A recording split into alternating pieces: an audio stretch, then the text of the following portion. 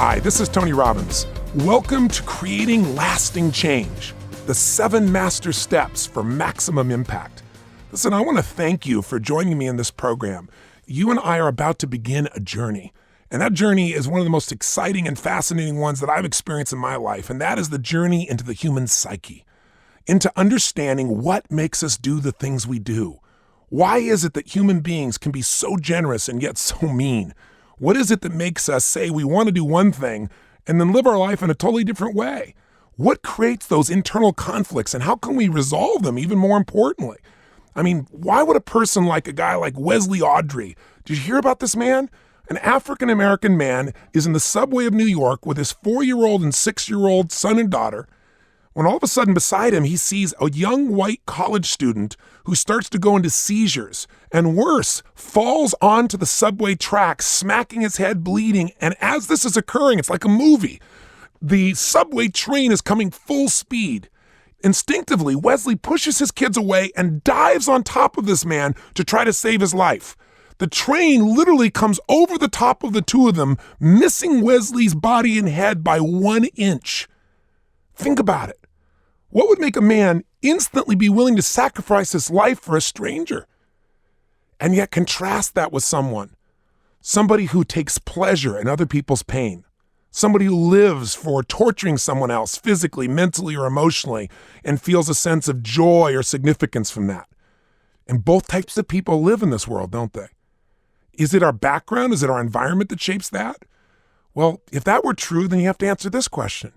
How is it that someone who's been given everything, unbelievable support and love from their family, tremendous education, economic opportunity, how is it that people like that very often spend the rest of their life going in and out of rehab?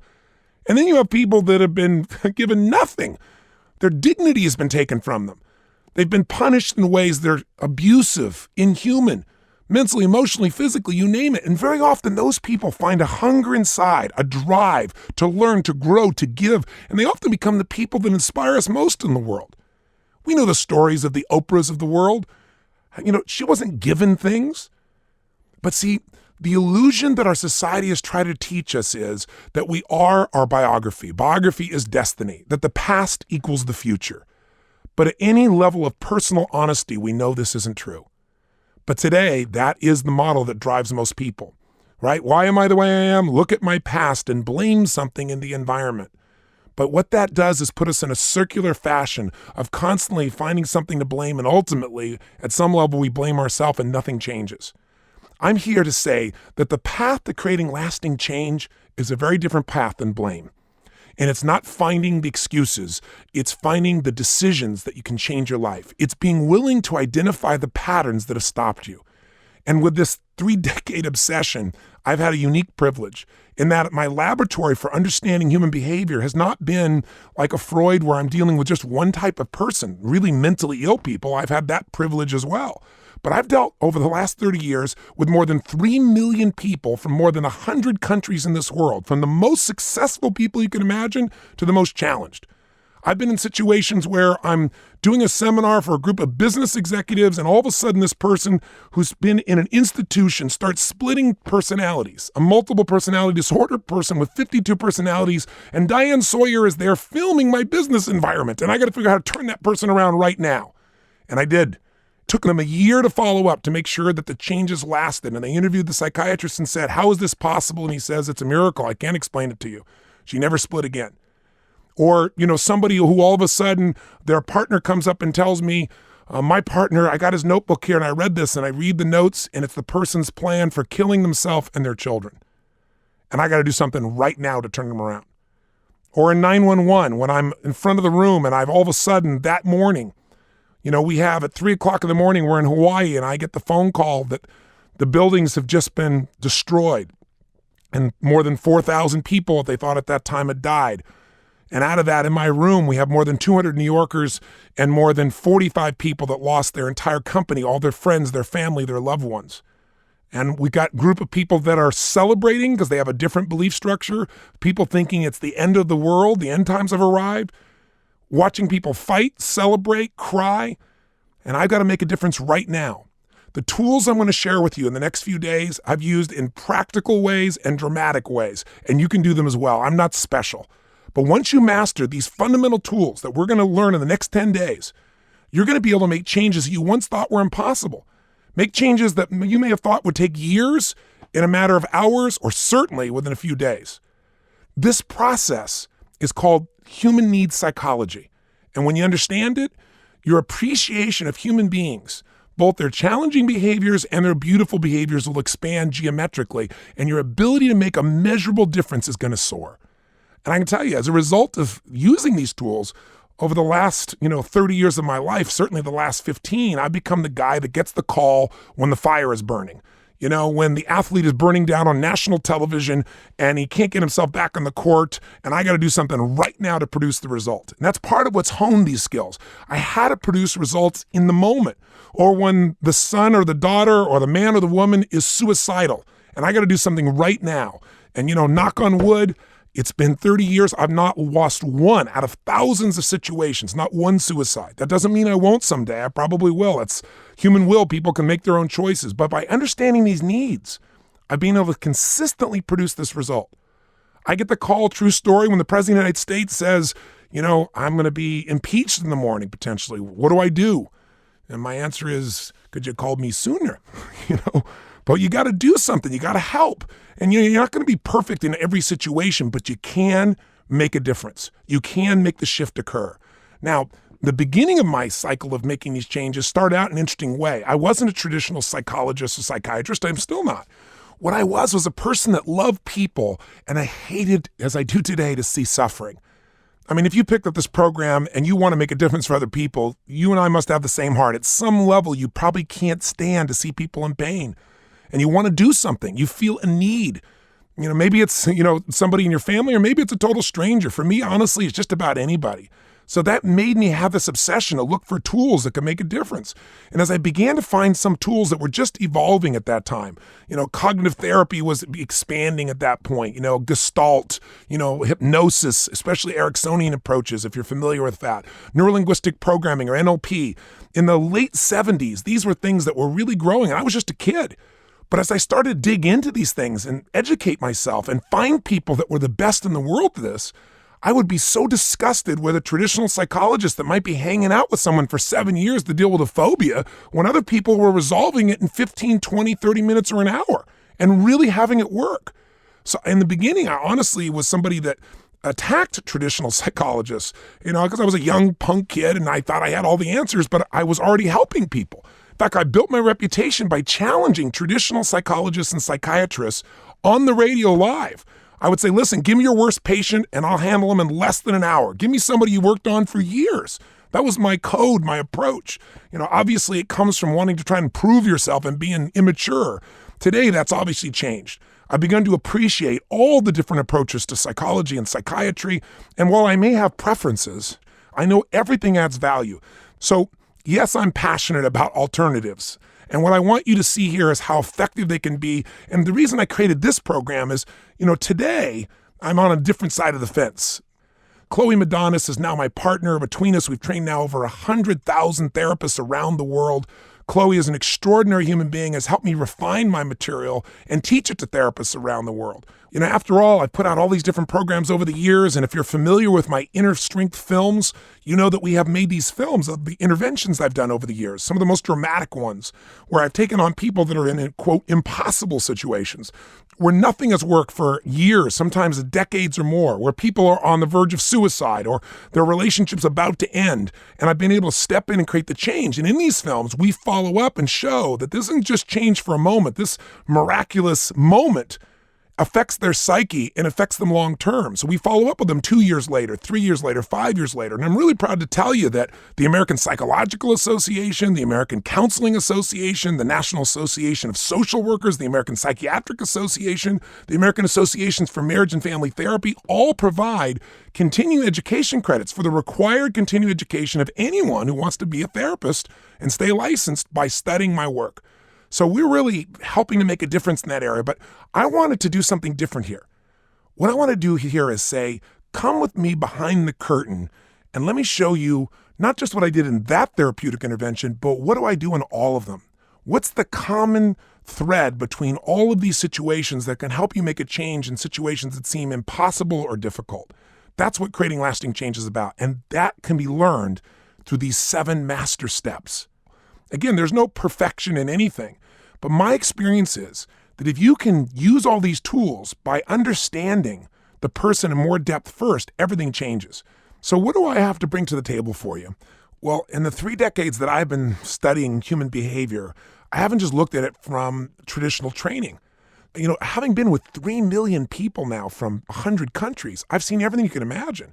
And I've dealt with a kid in the South Bronx addicted to cocaine, and I got to do something now to turn him around. And I've dealt with a top CEO in Hollywood addicted to cocaine, and they give me different reasons why they're there. One because of his horrible childhood, the other one because of all the pressures of success. And I had to begin to say, wait a second here.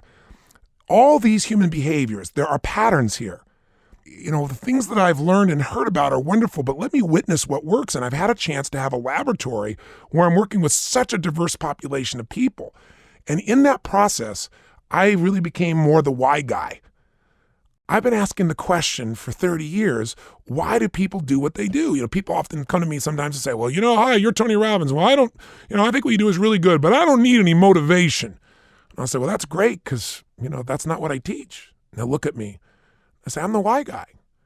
I said, you clearly don't need any motivation. You've got all the motivation in the world. My question is, what is your motive for action? Why do you do what you do? Why is it that you keep saying that you want to do this, but you never do it? In fact, you say you don't want to do something else like smoke or drink or overeat or sleep in, and yet you do it all the time. You're quite motivated to do the thing you say you don't want to do. And what happens is people usually get a little hooked. And I said, I can tell you the answer. It's an understanding that comes from 3 things: understanding human needs, understanding human beliefs, and understanding the emotions that you've become habitually addicted to, that you'll find a way to get to no matter what. These 3 filters affect us. Now, I'm going to come back to these, but let me say to you something maybe simpler first. If you want to know what I believe at the core level of what shapes human behavior, it's not our background, it's not our conditioning, those play a role, it's not our internal conflicts, it's not whether we have enough friendly people around us creating an environment to help us to change, it's not what drugs are surging through your body, all that's quite useful, don't get me wrong. It's not any of these things by itself. It's not just your meridians, it's your decisions. My core belief is this: it's not our conditions, it's our decisions that shape our destiny. It's in your moments of decision that your destiny is shaped, and you're making those decisions even right now while you're listening to me speak. You're either blowing me off or you're saying, wow, this is some common sense. You've got me intrigued. I'm interested. Tell me more. I want to know how I can take what I see in the world that I don't like within myself or others, and I want to see how I can make a difference and change. If you're in that spot, we will continue. If not, you probably already hung up on me now, turned this darn thing off, and moved on to some really cool music. All right, so let's move on. So what are the 3 decisions you're making every moment of your life? You're making it right now as I speak. Decision 1, and this is what shapes your destiny, what you focus on. See, we feel whatever we focus on. Where focus goes, energy flows. Now, people develop patterns of what they focus on. Some people's patterns to focus on the past. Some are on the future. Some is just on this moment. And whatever you focus on, you're going to change. If you started thinking about your life 10 years ago and some horrible event that occurred and you put enough focus in it, are you going to start feeling it? You bet you are. It's going to be in your body right now. Your biochemistry will change, right? You can look at that from an energy psychology approach. You can look at it from a cognitive approach. You can look at it from a Freudian approach, but it's the same darn impact. Where focus goes, energy flows. Or some people focus on the future, and the future is horrible, the future is great, but it's a pattern. Some people's focus is always on themselves. When people are depressed, they have to be selfish. Think about it. You can't get depressed when you're helping other people. The only way you get depressed is focus on what you're not accomplishing, what you're not achieving, what you're not experiencing, how you're not doing enough for your kids, how you haven't accomplished it, how you're not enough. It's a me self-approach that allows us to be depressed. So if you focus on yourself constantly, we can predict some of your challenges. If you're always focused on others, you're going to have a very different life. If you have the ability to flex between them, you're going to have a more balanced life, quite obviously. So the focus is a critical component. I mean, simplistic example that I give in seminars all the time. So if you've heard this, I just give it to you again because it's such a simple and quick way of describing this. Have you ever had an experience where someone told you about a friend or a family member and they told you that they did something, they said something to harm you, but you know this friend or family member is loyal to you and they love you, and so your first response is, oh, you must have misunderstood them or you're wrong, but the person continues to tell you this story with passion and depth and intensity. And at one point you start to go, wow, I can't believe they said this about me. Even though you weren't there, this person seems to be so certain, you take it in. Now, when you focus on how they did you wrong, you immediately start having those feelings, don't you? Upset or hurt or angry or frustrated. It just comes immediately in the body. Now, what's interesting is, you ever had this happen and got really upset with this family member or friend or what they did to you, and now you go to confront them and you find out that the person was dead wrong? They made it up or they misinterpreted what they told you, and then you felt like an idiot because you were so angry? See, focus equals feeling. So even if it's not true, it feels true to you. I always say to people is focus equals reality to the individual. If you focus on something and you think someone's late for dinner and you focus on the fact they're late because you imagine them being in a car accident, you're going to feel it. It's going to be real to you. If you focus on they're not here for dinner because they're out screwing around with somebody else, it's going to be real to you. Focus equals reality to the individual, even though it's not reality in actuality. Focus equals feelings. And every moment you're deciding what to focus on.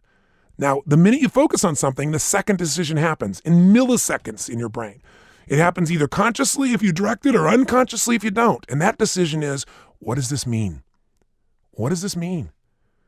Somebody comes in and they start to use a loud voice and tell you what you should do.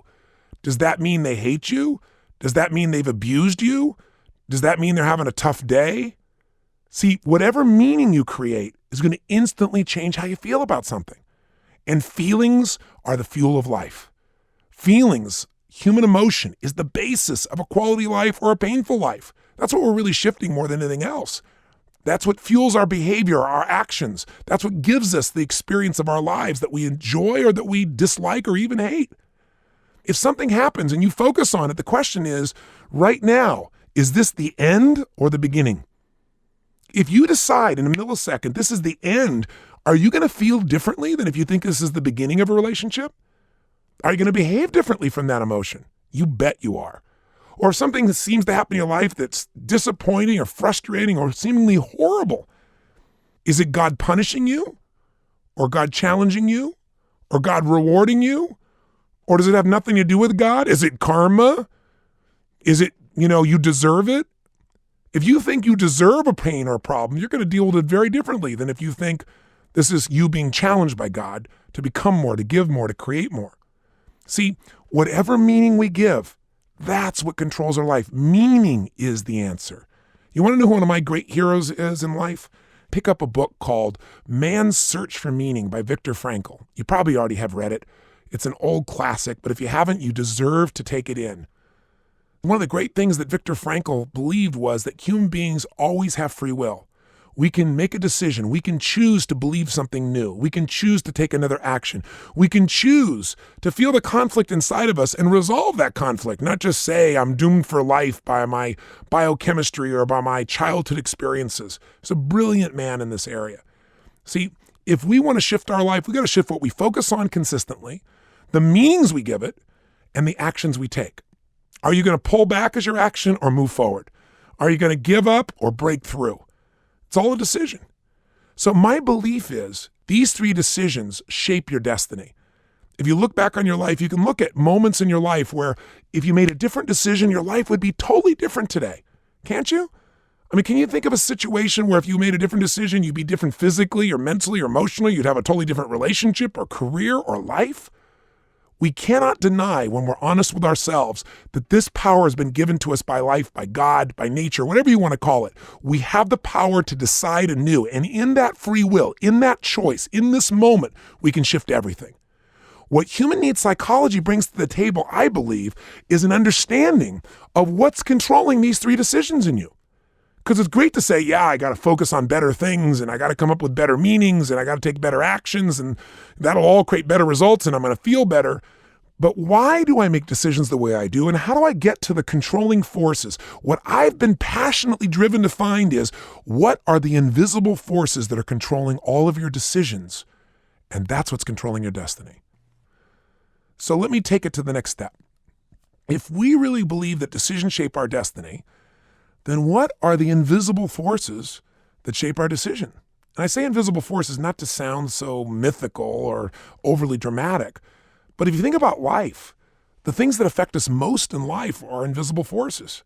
Gravity, radiation, love, joy, anger, frustration. These are all invisible, and yet they shape our lives more than anything that's visible. The visible parts of our life come from the way we utilize the invisible. So what shapes our decisions? Well, we're going to take two frames on this. First, what shapes our decisions in the moment? Have you ever done something or said something, and right after you've done it, you thought, why did I say that? Why did I do that? That was so stupid. Of course, yeah, we have too. And we've also, I'm sure, had times in your life, I have, where you've done something and afterwards you impress the heck out of yourself. It's like, I don't know how I did that, but that was in the flow, baby. I love that. Well, you're the same person. The only difference in what you focused on the meaning and feelings and actions you took, the results you produced, moment to moment, it's based on the state you're in. Loving people get in angry states, and when they're angry, what do? They do things that reflect that anger, not the loving person they are. Honest people can be dishonest in moments if they get in certain states where they drop their standard for themselves. So the state you're in affects your life immensely. And a huge part of my work over the years, especially in peak performance, and how I help people to change in a moment, is identify the states of mind and body that they go into when they're at their best, and I show them how to trigger that, how to make that happen. And I find the states that are causing them to not make progress or causing them to behave in ways they're not proud of, and I show them how to break those patterns. Now, I'm not going to go through it in detail now, and if you're familiar with my work, I'm sure this is a fundamental that I teach, but just to remind you, if you're in an angry state, you're probably going to focus on things differently. You're probably going to come up with a different meaning. You're going to probably feel differently and act differently than if you're in a state of gratitude. That's not hard to figure out. How do we change those states? Again, if you're familiar with my work, I teach that there are three forces that shape your emotional state moment to moment, the three molders of meaning, which I call the triad. And there are three patterns. The way you're feeling in every moment is controlled first by the way you use your physical body, the pattern of physiology. Somebody who is very happy has a very different way of moving, breathing, speaking, facial expression, their body than somebody who is very angry. If you're depressed, you know what's happened. The body takes on a very specific posture, doesn't it? So you said there's somebody depressed over here behind curtain number 1, and I'm going to give you $100,000 to your favorite charity if you can describe their physical body in detail without seeing them. Tell me what their posture's like. Could you do it? Of course you could. What's their body like? Where are their shoulders? Slumped. Where's their head? Up or down? It's not hard to figure out. Down. Are they breathing full or shallow if they're feeling depressed? Obviously shallow. Are they talking loud and fast or more quiet and hesitant? Obviously quiet and hesitant. We can do this with people with 10,000 people in a room, and everybody knows the answer because we've all felt depressed or down, and we have to use our body a very specific way to do that. Emotions don't just happen. We do them. We do them through patterns of physiology. The second part of your molders of meaning, or your triad that affects what you feel, is what you focus on, as we've already described. If you're focusing on what you think's been done to you, you feel very different than if you're focusing on what you can give in this situation. Focus equals feeling. And then finally, the third thing that affects how you feel in the moment is your language patterns. Because when you have an experience, it changes when you add language to it. You're sitting on the edge of a cliff and you're having an experience. The wind is blowing against your skin. You're looking out over the ocean. A seagull comes flying down by you, or a hawk. And as you watch it soaring, you're experiencing what you see. But then there's a moment when language enters into it. And you say, wow, that's an ugly seagull. Or let's say the hawk goes down and dives down and grabs a fish. And you say, oh, that's terrible. Or you say, well, that's beautiful, or that's God. The minute you add words to it, beautiful, ugly, guided, a problem, horrific, you change what you feel. You've changed the experience. So language is a filter to meaning. If you go through this huge experience in life, and some people develop the habit of using certain words or phrases, and they become hypnotic. They put us in a state. If every time something that you don't like happens, you go, there's God punishing me again. Well, sure enough, after a while, you feel like there's something wrong with you, or you feel like you deserve it, or you feel angry. But if things happen that are uncomfortable and you go, oh, that's just another lesson, or that's another opportunity. I mean, I'll give you a simplistic, funny example. I have a dear friend of mine, Ken Blanchard. He wrote those 1 Minute Manager books. I remember he was stuck in Africa. He was going on this trip, and they were out in the middle of the plains, and there's, everything out there, zebras and elephants and obviously, lions. And they ran out of fuel. And 3 of the people had different reactions. One was hysterical. Oh my God, we're going to die. We're going to die. And the other person was angry. And Ken's response was, this is inconvenient, And he wasn't being a joke. That's just his habit. And so since he uses that language so often, he isn't being cute. It lowers the intensity of the emotion. Do you get it? It changes the way you feel. So the 3 molders of meaning are the way you use your body, what you're focusing on, and the language you use. So these molders of meaning become habits. We get into certain states. And as I said before, some people's state that they live in most often is frustration, and they find a way to get there, or anger. Some people live in a place of awe. Very few people, but there are some, they live in this place of curiosity and a sense of grace or the beauty of life. It's a very different life depending upon which filter you use, isn't it? And whichever triad, whichever filter, whatever state you go into most often, it affects your decisions. It affects what you focus on. It affects what things mean. It affects what you do. It's like a cycle. The state you're in affects the decisions you make. The decisions you make affect the state you're in. That happens moment to moment. So very often if I want to help someone to change, rather than talking to them about some cognitive principle they have in their head or some thought process, I'll just change their body. I'll make a shift their breathing, get them to do something they're not used to doing. And you take somebody who's depressed and say, come with me on a walk. And in the walk, you begin to direct and change their body, and they feel better after the walk. And they're able to now focus on something new. They're able to come up with a different way of looking at things. So there are many forms of intervention here. People in the somatic approach would say you're feeling the way you do because of your biochemistry. Well, your biochemistry can be changed by a shift in breathing, by demand in your muscles, by a movement. It can be shifted in so many ways. If you want to know the most powerful drug that most people consume, it's what they eat each day. And yet most of us are completely uneducated and don't look at its impact on our blood sugar and our emotion and where we're shifted. So it's so easy to shift someone by changing their physiology or changing their focus or changing the pattern of questions you ask them. Because whatever you focus on, questions are the language that change your focus. And what you focus on changes the way you feel, which affects your body. So again, I'm not trying to give you a whole lesson in the triad, but just know this. If the decisions you make shape your destiny, your decisions are powerfully shaped by the state you're in. And the state you're in each moment is shaped by these 3 forces: pattern of your body, pattern of focus, pattern of language. If you're angry, you're going to make different decisions than if you're feeling grateful, as we've said before. Okay, so much I'm dumping on your brain here, but you know what I'm trying to do is I'm trying to lay out for you kind of the whole map. And I don't expect you to have absorbed it all in this one little conversation, but now it's like there's a place in your brain ready for the steps that I'm going to offer you. So I want to finish this first session by covering what I call the formula for happiness. I remember I was invited to go on CNN a few years ago with Dr. Sanjay Gupta, really great man, the reporter there for CNN. And he was doing a special on happiness. And he called up and said, what do you think? Is happiness overrated? Do you think that, we're just deceiving ourselves, that we have to be happy all the time? He had some very interesting questions. So we had a very interesting discussion on camera. And at one point, I said to him, not everybody values happiness at the highest level. Some people feel like if they're happy, they have no certainty they'll be able to keep it. Someone's just going to dash that happiness. So they don't want happiness. They want certainty more. Happiness is a value. Certainty is a need.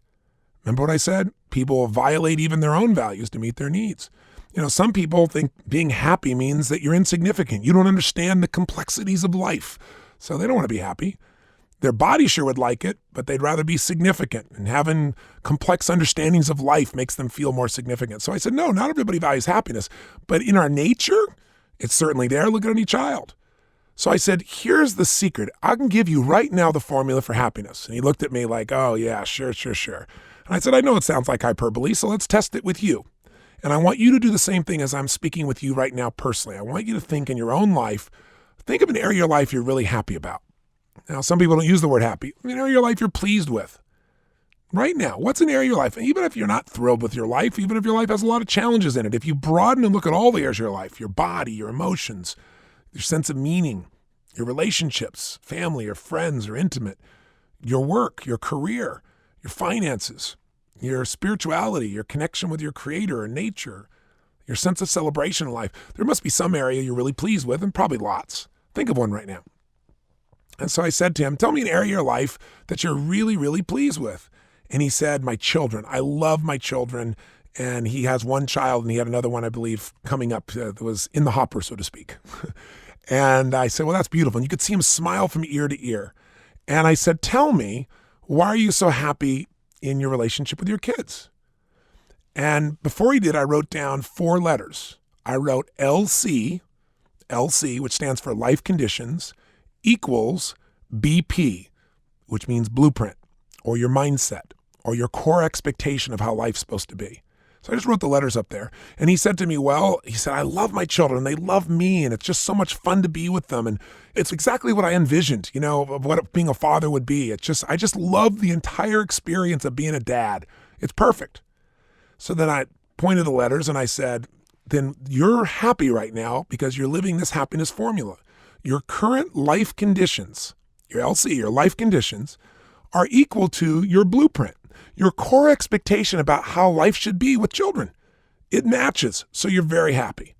Now, if your children were yelling at you, smacking you on the side of the face, never listening to you, crying continuously, if every time you tried to touch them, they ran from you, that wouldn't match your blueprint, would it?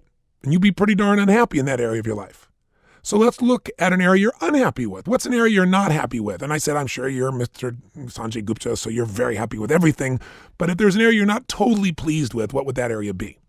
And he said, well, my time. I said, what do you mean? He said, well, I don't know. It's just, I got a lot of things going, and he's an amazing man. I mean, he does his work and his surgery, and he reports for CNN. He's just an incredible guy, great family. So he said, I got all these things going at once. And he said, it's frustrating. It's like, I feel like I can't do the things I should do. At times I should be doing them very often. And it's just, it's not where it should be. It's not how I want it to be. And so I took the same little formula, LC, and where the equal sign was, I put a slash through it. Does not equal BP, blueprint. I said the formula for unhappiness is when your life conditions don't equal your blueprint. What's your blueprint? Your core expectations, the needs you're trying to meet, the beliefs you have about how it's supposed to be, the rules of how it's supposed to be in life. Right now, your life conditions don't match the way you think it should be, and so you have pain. Pain is part of life.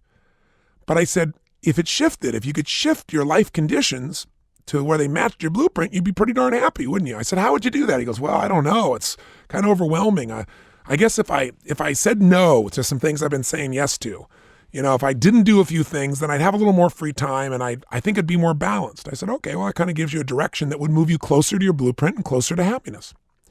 I said, let me show you the formula for suffering. I said, think of a time in your life, and I'm asking you as you're listening to me do the same. You're my Sanjay Gupta in this discussion.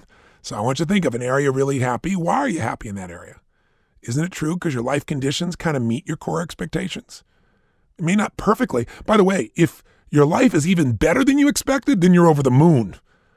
If your life conditions don't match the way you think it should be in an area of your finances or your body or your health or your relationships or, whatever area, you're not happy in that area. Make sense? But suffering, when do we really suffer? Everybody hates suffering. What is suffering? Some people say, I never suffer. I'm a man, I'm a woman, I just don't suffer. I'm too powerful to suffer. Well, have you ever felt like the night was never going to end? Winter was forever, like the pain that you're experiencing was beyond what you could deal with. I mean, if you're human, my bet is you've had that experience, and if not, it's coming. That's what you have to look forward to because that's part of life, right? It's part of how we grow, isn't it? So if you've ever really suffered where you felt pain that felt like it wouldn't go away or were overwhelmed by it or just felt this frustration or anger that just you couldn't solve it, where's that suffering come from? Suffering happens when your life conditions don't equal your blueprint, and there's one more thing involved, and that is you believe you don't have control to change it. You believe you're helpless, that there's something outside your control, some force, the government, God, a husband, a wife, a brother, a sister, a worker, a boss, something you can't control, and so you can't make it better. You can't make your life the way you want it to be. And by the way, that's an illusion.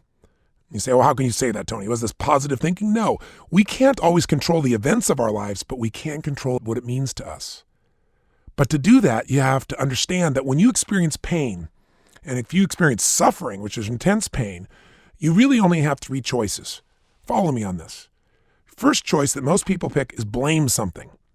Because one way to get out of my pain or my suffering is to say, here's why I'm suffering, here's why I have the pain, and it's not my what? Fault. The first thing we like to blame is events. Something that happened when you're a kid or last week or last month or something that isn't you that's the source of this problem, right? Because the great thing about events is they don't interrupt your story and make you wrong. They don't say, no, you're full of it, I'm not at fault. Events don't have a voice. So it's easy to blame events. And for the moment, as we blame the event, we don't have to feel like we're not enough. We don't have to feel like we're impotent. We don't have to feel like there's something wrong with us. It redirects our focus, and we focus on something else. We don't feel so bad for the moment. But blaming events doesn't last. So the second thing people do is they usually blame people. It's because of my parents. It's because of this person who treated me badly when I was 12. It's because of the situation that occurred. And we love to blame people that aren't there. The third choice, of course, that most people eventually revolve back to is they blame themselves. They go, it's my own fault. I'm lazy, or I don't care, or I'm not a good person, or whatever story we make up. Now, the problem with blaming things is it's a black hole. Even blaming yourself. Being responsible is different than blaming yourself. You're never going to change your life in a state of blame. So there are two other choices, and these two choices, in my mind, are the only two real choices. They're only choices that change your life for the better. And that is, if your life conditions don't match your blueprint of how life should be, then what you got to do is either change your life conditions or change your blueprint. Does that make sense? I'm going to give you an example.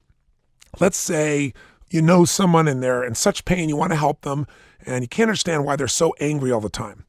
And it's a woman, and she's, let's say, 59 years old, and she just seems to be so cranky with everybody. She's harsh to her friends. She's harsh to people at work. She seems like such a mean person. Well, one principle to remember is you can never really influence someone effectively long-term if you're judging them. So if you go, they're just a mean codger, or they don't care, or they're just harsh, that judgment is not going to allow you to understand someone. You're doing the same thing as, somebody who labels them with a disease and then drugs them, only you're not even drugging them. So maybe we get underneath it and we start to talk to this woman and we find out, interestingly enough, that her blueprint for life, she's unhappy. If she's unhappy, I promise you her life conditions don't match her blueprint. So let's find out her blueprint. What's life about? What did you believe life was about? What did you want from your life? What do you want from your life? And eventually you find out that this woman always dreamed of having 4 children. She wanted to have children more than anything in her entire life, and she just never developed the relationship that would make that happen. And her belief system was to have a real life, to have meaning in your life, you should have 4 perfect children that you raise and have a white picket fence and live your life in a certain way. And now she's 59 years old, and she's been married once and gotten divorced, and she's had no children of her own. And she's miserable. Because guess what? Her blueprint will make her in pain every day. So she has one of two choices.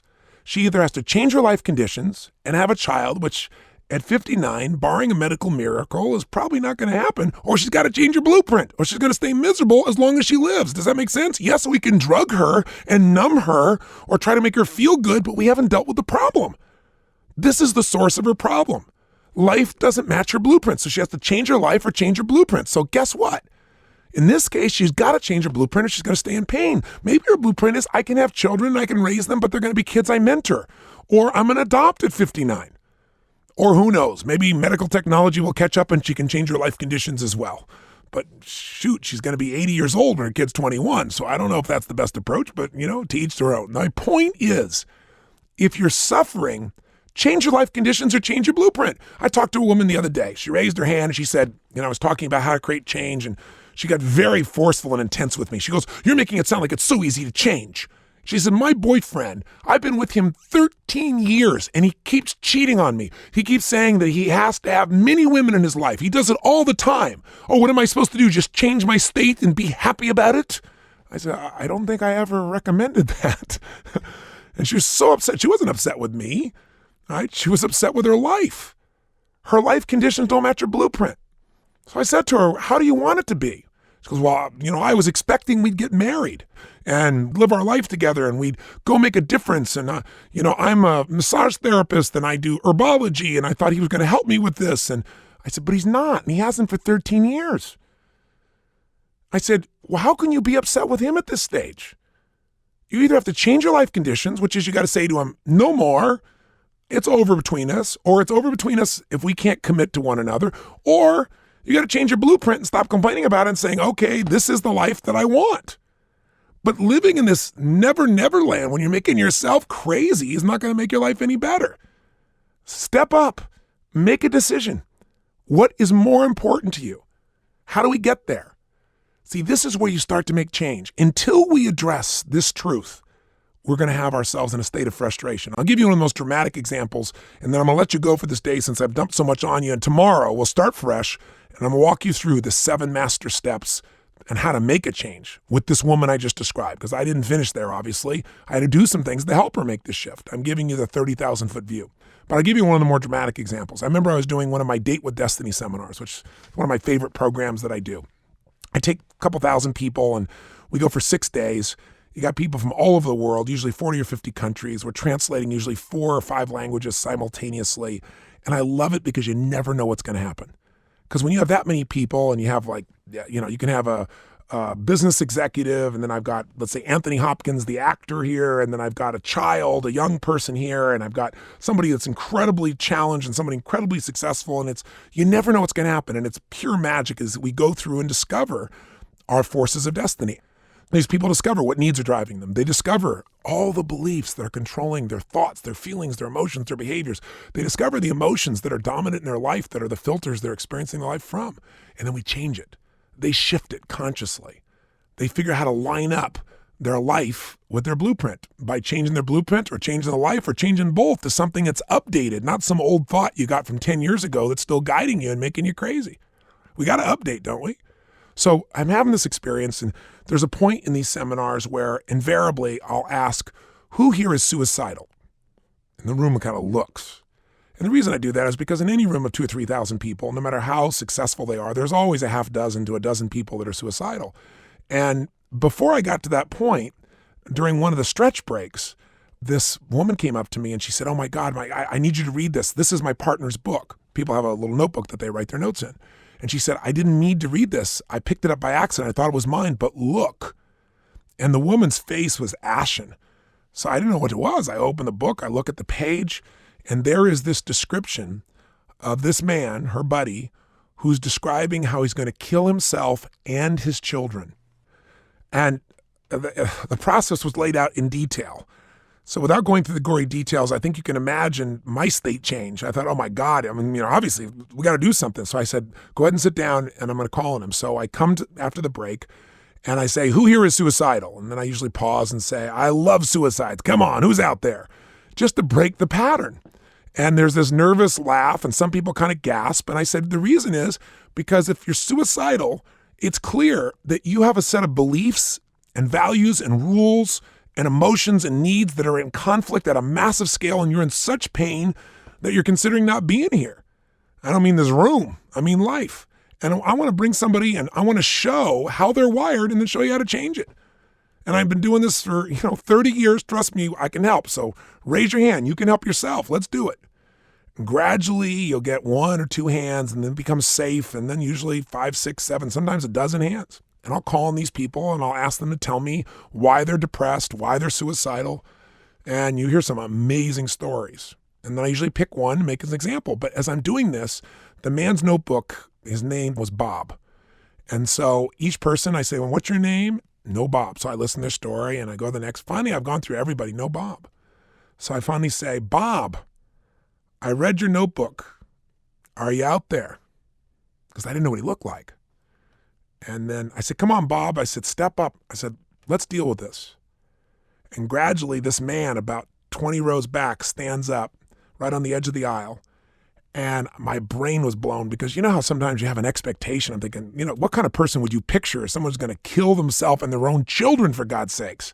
So I don't know what I pictured, but it was pretty vicious. And who stands up is this kind of portly, late 40s, early 50s guy with his little paunch, kind of graying beard. and these twinkling little eyes that looked very sad. But, if he wasn't so sad, he looked like Santa Claus almost. I mean, it was amazing. It wasn't what I pictured. I said, "Are you Bob?" He said, "Yeah." I said, "Bob, aren't you suicidal?" He said, "Yeah." I said, "Bob, you're not only suicidal, but you got a plan to kill yourself and your kids, don't you?" And the whole room, it's like, oh my God, everybody in the room, you could feel it viscerally. And people started looking at this guy like he was the devil. And he kind of grimaced and said, "Yeah." I said, "Bob, why? Why do you want to kill your kids? Why do you want to kill yourself?" He goes, "Oh, it's a long story." I said, "Tell me the story." And he started to tell me the story about the fact that, he hasn't worked for 3 years and he's got 5 kids and that he's a total failure in life and that at this point he's better off dead, but he loves his kids. What? Yeah, he loves his kids. I don't want to hurt my kids. He said, I'd take their lives because I wouldn't want to be scarred. I wouldn't want them to live knowing I killed myself and thinking that I did it not caring for them. He said, I know people have been like that. And he said, that's not something a human being should have to bear. So in his model of the world, in his blueprint, he was so worthless. He was completely insignificant.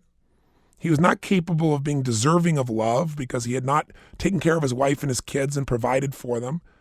And he was in a position where he had no certainty he could ever make it better in the future. I mean, everything that valued, everything this man needed, he felt like he couldn't meet. So when we're in such pain, he just thought it'd be less pain to be gone, and he didn't want his kids to be scarred, so he was going to take their life. To him, that was logical. Now, clearly, his life conditions don't match his blueprint. So I want to know what his blueprint was. So I said, Bob, I said, do you really want to do this? He goes, no, I don't want to do this. I prayed for an alternative. I said, well, I think there are several. And there was this kind of nervous laugh in the room, And I said, we're going to make sure you get them. You're not leaving here without some alternatives, Bob. He kind of had a little beginning of a little sheepish grin. And I said, play with me on this.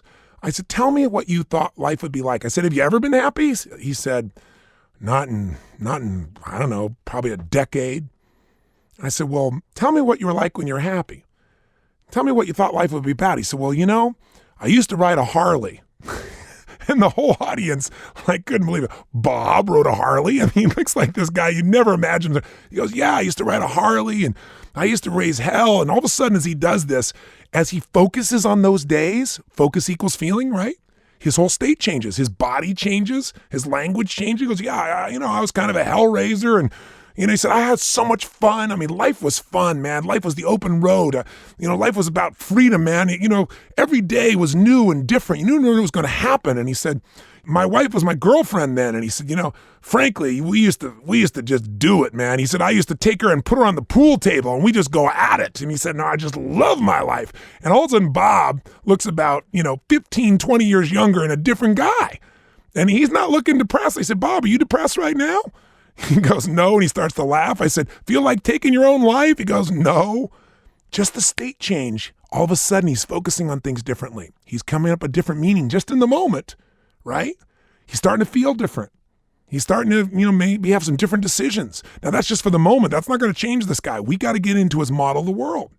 So I dug in a bit more. And I said, Bob, tell me something. So what was life about then? He said, well, life was about, having fun and living fully and enjoying yourself and enjoying your woman and being on the open road and freedom. So now we know Bob's model. I said, Bob, so what about now? What changed? He said, well, we got married and then we had our first boy and then we had the second and then the third and then the fourth and then the fifth. And I said, do you ride your Harley anymore? He goes, no. He said, no, I haven't ridden it and can't remember when. I said, make love to your wife on the pool table anymore? And he started laughing. I goes, can't remember the last time that happened. I said, what changed? And he said, well, I became a father. I had to be responsible and, I had to, live life differently. And you can't be a father and ride a motorcycle. What if you get hurt? And, I had to get, a different kind of job, because I had to be able to support my kids and I was, supposed to be a better husband. And, husbands don't go gallivanting around and being crazy. And I don't know. It's just, and as he said all these things, he went right back to that state where he was like death. And you could just see all the energy drain out of his face. I said, Bob, I said, you changed your rules. You changed your map. Bob, what you really wanted, you said you wanted freedom, you wanted to feel alive. And how did you do that? You live this life where you are connected to your wife and to your friends. You're connected in nature. You're connected to your motorcycle. You're doing cool stuff you thought was significant. You had certainty. You controlled your life. You had so much variety in your life. You're growing in different ways. I bet you're contributing in different ways. But I said, now tell me about your needs. How certain are you about your life that you can make it work? And he goes, what do you mean how certain? I don't have any certainty. I said 0 to 10. He goes -10. I said, well, how much positive variety in your life today? He said, well, I don't know, 1 or 2. I said, how significant do you feel as a man? He said, that's why I don't want to be here. What's the number? -100. I said, I'm a failure. And every bit of energy he had a few moments ago that was moving the room had dropped out of his body. Connection and love. He goes, I know my wife's a good woman. I love her, but, I don't feel anymore. Growth, contribution, 0. It's not hard to figure out why the guys won't be around. I said, here's the problem, Bob. I said, the problem is not your life. I said, your problem is your blueprint. I said, you got to find a way to meet your 6 needs in a better way. And I said, you really think killing your children, that might protect them from being scarred, but have you ever thought about what that might mean in the hereafter? I said, do you have any religious beliefs? And I'm searching to see if there's a place in him for leverage.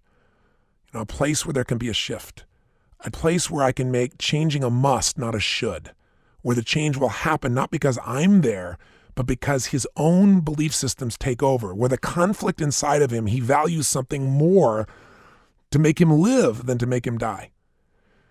And I'm not going to tell you how this got resolved. I think you have to go to tomorrow to find it out, because I'll take you through the 7 steps then. But I will tell you this, Bob lived. But there's more to the story. But I've gone so long today, I better turn you loose. So how about this? How about we just recap for a second? What have we covered today? Wow, quite a bit, more than we will on most days. This is your introduction, so I hope it's been useful for you. What we've been talking about here is how do you become an agent of change? How do you be able to make change happen in situations other people would think is impossible? How do you make changes in minutes or hours that most people might take weeks, months, or years to do?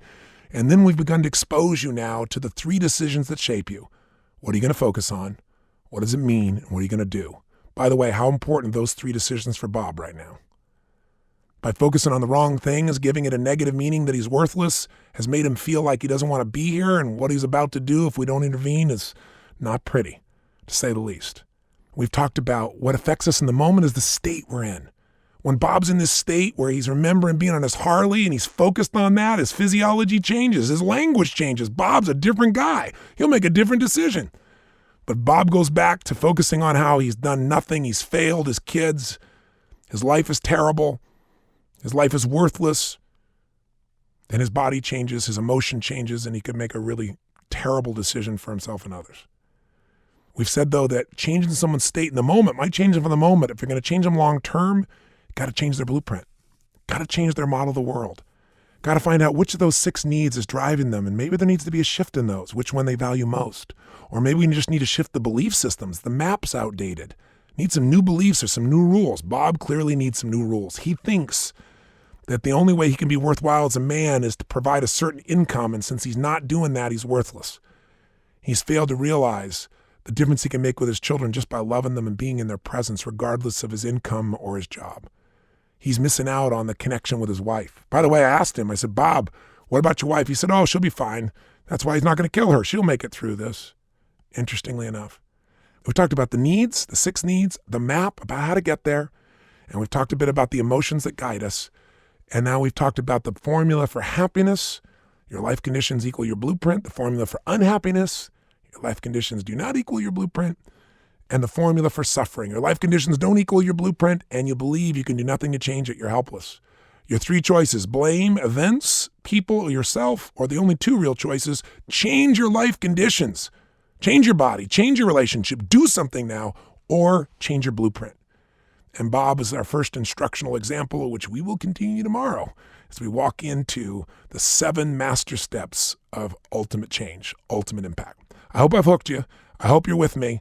I promise you that if you'll stick with me for these 10 days, each day, some days will be shorter, some will be a little bit longer, but each day I promise to make sure I bring forward to you some of the best insights that I've found, and that by taking these in, you'll become more impactful as a leader, as a friend, as a parent, as a lover, as a person who really is a force for good, or as I would say, an agent for change. So as you go to turn off this audio session, what I'd like you to do is take one form of action. It's real simple to kind of integrate this. Let's start with you. If we want to influence somebody else, probably useful to influence ourselves. Much harder to influence ourselves than a stranger anyway, or someone else. So I'd like you to jot down, again, what needs are driving you? What are the top 2 of the 6 of certainty, uncertainty, significance, love and connection, growth, or contribution? Not which one do you value most, which one do you live most operationally? Secondly, I want you to think of an area of your life you're really pleased with and lock it in and notice why you're pleased. Why are you pleased? Capture it and notice that it matches your core expectation, at least at a basic level. And then think of an area you're not pleased with and actually jot it down. I'm not pleased in this area and here's why. And then notice how your life conditions don't match your blueprint, and then make a decision is the final step. Do I need to change my life conditions? Do I need to start working out instead of complaining about my body? Do I need to shift my relationship? Do I need to focus on something else spiritually or emotionally? What do I need to do? Or do I need to change my blueprint and stop having a ridiculous expectation? Because I'll tell you one thing, most people's blueprint is where the problem is. You know, I've met so many people over the years. I'll give you one last example. My dear friend, Anthony Hopkins, and he's somebody who's he's not like what you'd see on the silver screen. Yes, he's an unbelievably brilliant actor, but he's one of the most generous, playful, warm human beings you can imagine. And Tony had the experience of going on my date with Destiny, and I'll never forget. He got up on, I think, the 4th or 5th day, and he kept raising his hand, and I was ignoring him because I was making sure security people were around him and nobody would bug him so he could have his own experience. I didn't want anybody to know he was there. It was pretty hard to hide Hannibal Lecter, but we did our best, you know. And he raised his hand, he shouted out, he said, "You don't need to protect me anymore." And I said, "Okay, Mr. Hopkins, Sir Anthony." And he smiled and he said, "I just want to share." And he got up and he told the story about feeling the greatest joy he'd ever felt. He said, "Because now I understand myself." He said, "I've been knighted by the Queen." He said, "You know, I've had an Academy Award." And he said, "But somewhere inside, I wasn't allowing myself to experience this," because he said, "I've had this blueprint that's impossible to meet, this blueprint of how I'm going to have to be all the time." And he said, "It's made me unhappy even in some of the best times." And he said, "So this is the greatest gift. This gift of change can happen at the deepest level when you get to the source, when you and I begin to master the invisible forces." That's what this session was the introduction to. And the next few days, we're going to go into the mechanics of it. So thanks for your time. It is my privilege to serve you, and I'm looking forward to spending the next few days with you and then finding out about the people that you've touched as a result of your mastery of the 10 master steps of maximum impact. God bless and live with passion. I'll talk to you tomorrow.